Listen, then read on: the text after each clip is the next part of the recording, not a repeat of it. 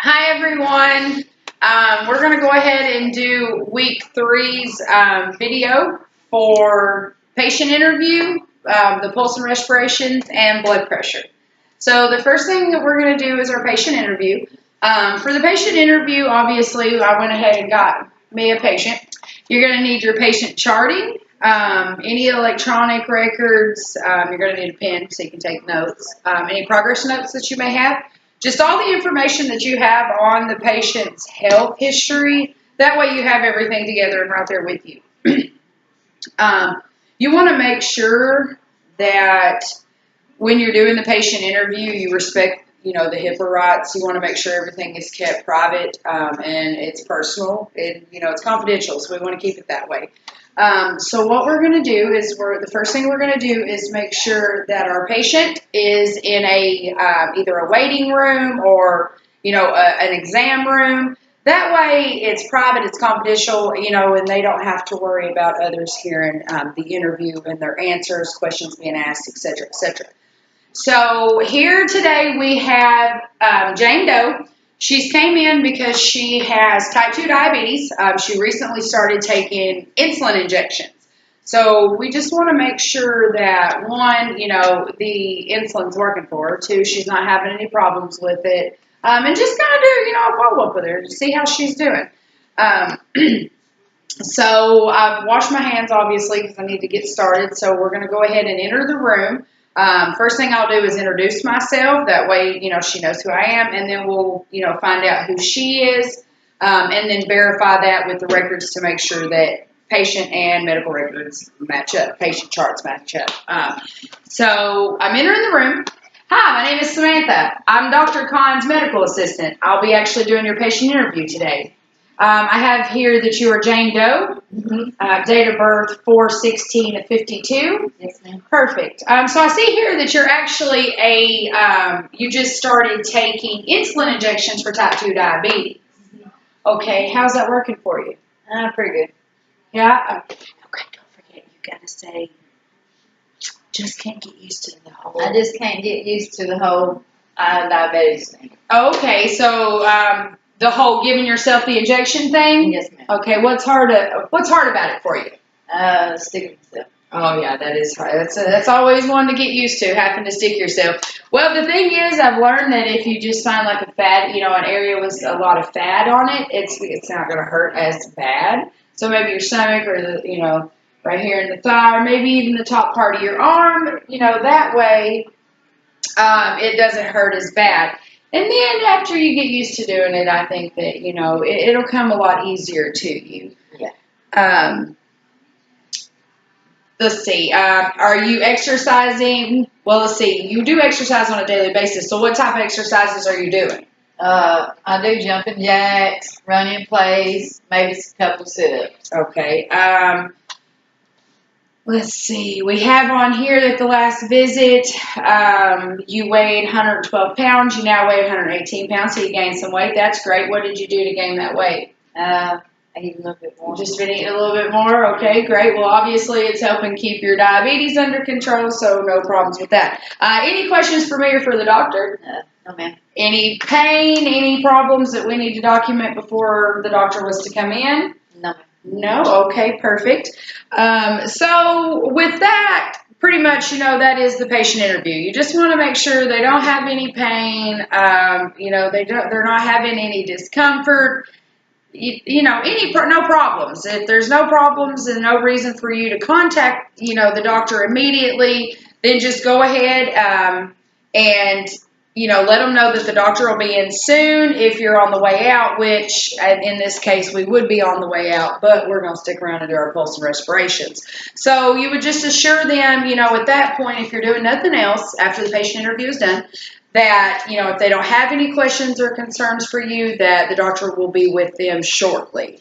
But since we're going to go ahead and do our pulse and respirations, for measuring and recording pulse and respirations, procedure 37-2, well, obviously the goal is to measure the pulse and respirations while keeping the patient unaware that they're counting, because if you let them know you're counting their chest, then they're going to start breathing funny. So you can't let them know that you're counting. That way that They just think that you're, there. You're going to need a watch, obviously, because you need to be able to count. You're going to need your patient charts so that you have your medical, history and stuff right there in front of you, and everything's together for that patient. And then you're going to need a pen in case you need to do any recording. So the first thing that we would do is wash our hands. I'm not going to run to the kitchen, so we're just going to sanitize real quickly. So we're going to wash our hands, and then I would introduce myself to the patient. And then, so what we'll do is go ahead and just walk through this, and then I'll just talk about it as I go. So I'll introduce myself to her. Hi, I'm Samantha. I'm going to be Dr. Khan's medical assistant. I'm going to actually be doing your vital signs. So we're going to get your pulse and respirations. Okay.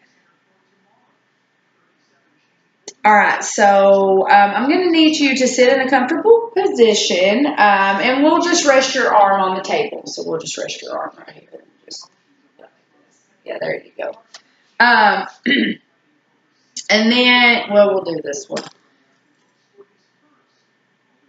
So once we've got her arm on the table, then we're just going to find her radial pulse. The radial pulse is going to run on the side of the thumb. So if you want a pulse, you have to go to the thumb side. You're not going to get a pulse anywhere else.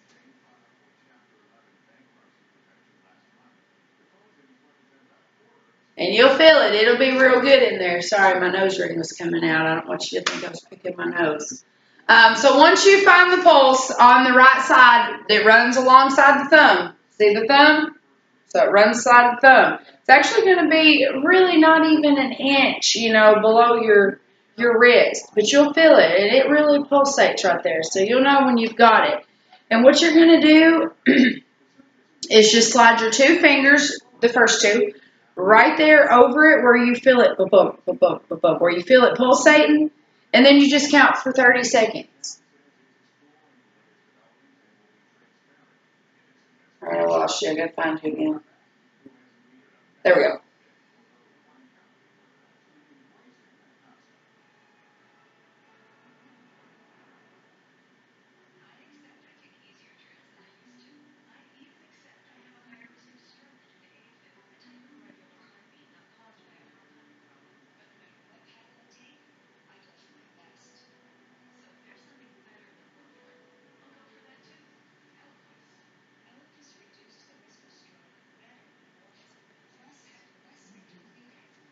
And then once you have got her pulse, if you do it by 30 seconds, then you need to multiply it by 2. If it's an irregular pulse, then you're going to do it for a whole minute. So if it seems irregular, you need to time it for a minute. If it's normal, do it 30 seconds times it times 2. That's your answer. And then when you're doing the pulse, I'm going to do it again so I can count. You'll watch their chest too, because you need to count the respiration.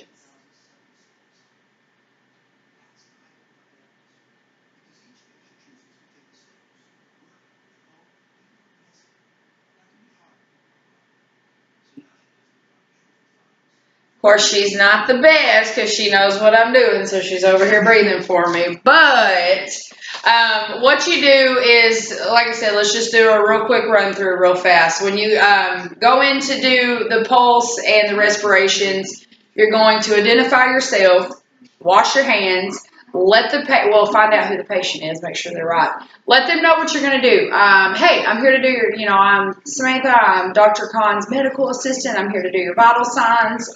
We're going to go ahead and start by getting your pulse and respirations. And just don't let them know, that you're watching them. She knew, so it was kind of weird. I was watching her breathe. I was like, oh, okay, it's not going to be normal. But when you find the pulse, it runs along the brachial artery right here, so it's alongside the thumb. It doesn't matter what arm, it's going to be found alongside the thumb, okay? So once you find it, 2 fingers, hold over it. I mean, don't squeeze, but, hold over it enough to where you can feel the pulse. Boom, boom. You'll feel it. And when you feel it, you start counting. So count for 30 seconds. If it's, normal, times it times 2. If it's not normal, you need to do it for a whole minute, and that'll be, the pulse at the end. Chest. When you're doing the respirations, you want to, it's chest rises and falls. Rises and falls. That's one. Rises and falls. Rises and falls. So it's not when you see it go up, when you see it come down. When you see it come up and down, it's 1. Goes up and down, 2. Goes up and down, 3. So you just do that you can do that one for 30 seconds as well. And times 2, you can just do it for a full minute. Usually I do it for a full minute just to make sure. And then, of course, once you're done with that, then you would go into doing the blood pressure, which is what we're going to jump into next. So as far as the blood pressure goes, you're going to need a stethoscope, a blood pressure cuff. You are going to need your progress notes. That way you know who you're dealing with. You have all their medical history right there with you.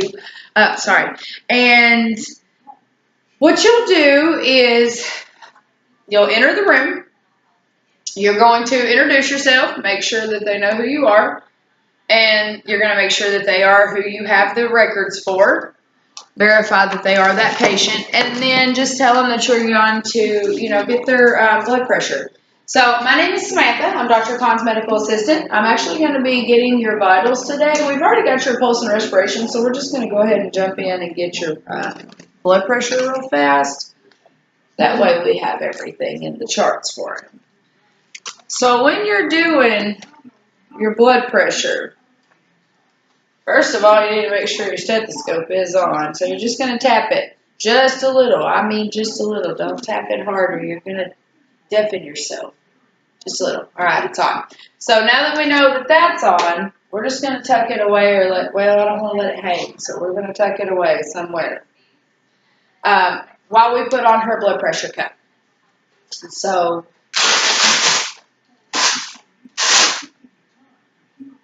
and you can or cannot wear gloves. I mean, your hands are washed when you come in, so if you choose not to wear gloves, that's, on you. But if I had gloves, they would be on. So since she's small, we have to make sure that we select the right size. Dennis is an adult, but she could probably get by with the kids because she has a really tiny arm. So what you're going to do is make sure that it's right over the artery, directly over it. You have to make sure that it is set on 0, that there's no air in your cuff. So we're on 0 because we have to make sure we get an accurate reading. You have to make sure that it's closed off so that everything's accurate, which it was. I just wanted to make sure. Get it back down to 0 again. And what we're going to do is find the radial artery. And with that, you're going to put it right in the middle. You'll be able to hear it.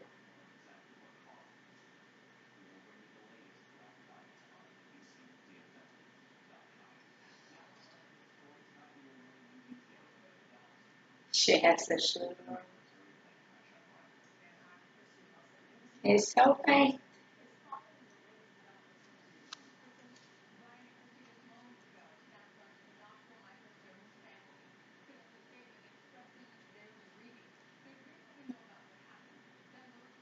And obviously you want to search until you find it, and you want to make sure that you have it. Perfect. Okay. So now what we're going to do, since we have a good idea of where it's going to be, you're going to pump this up to about 30 or 40 more than normal would be. And you're listening for the first 2. Okay.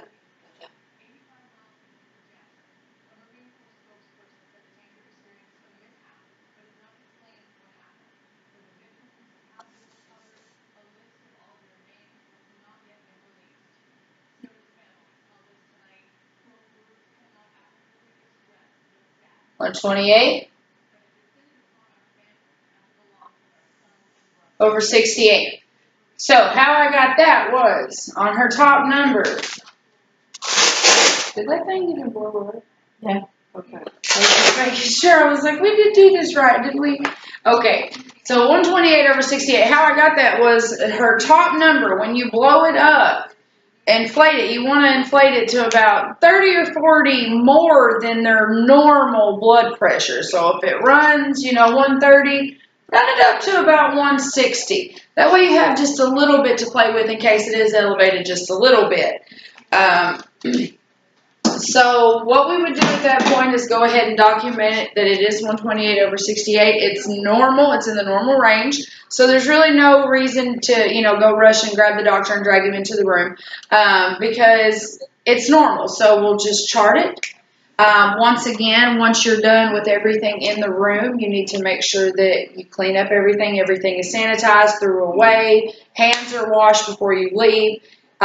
Make sure the patient doesn't need anything. If they don't need anything or have any questions or concerns for you that you can help with right away, then go ahead and, release yourself. So just, tell the patient, hey, I'm finished with getting your vitals. I have everything I need. If you don't have any questions or concerns, someone will be with you in just a little bit, So if they don't have any questions or concerns for you, then by all means, go ahead and, exit the room and do what you need to do. One thing that I did forget to tell us to do was disinfect this and the earpieces before you use them. I guess because mine's new, I didn't really think about that. But always, always disinfect them. Before they even go in your ears, you need to make sure that you disinfect these and the piece that's going to touch the patient before and after use, just because, it is going patient to patient. So you want to make sure that you disinfect and sterilize, at least with alcohol swabs. Keep them in your scrub top, keep them in your pants pocket, wherever you keep them on your cart. Wherever you can keep them because you're going to need them to disinfect every time. But other than that, yeah, it's been fun. We've had fun. Thank you, Mama T, for helping me. It disappeared on me. Sorry about that. And that really is concluding week 3's video homework assignment. So thank you guys so much.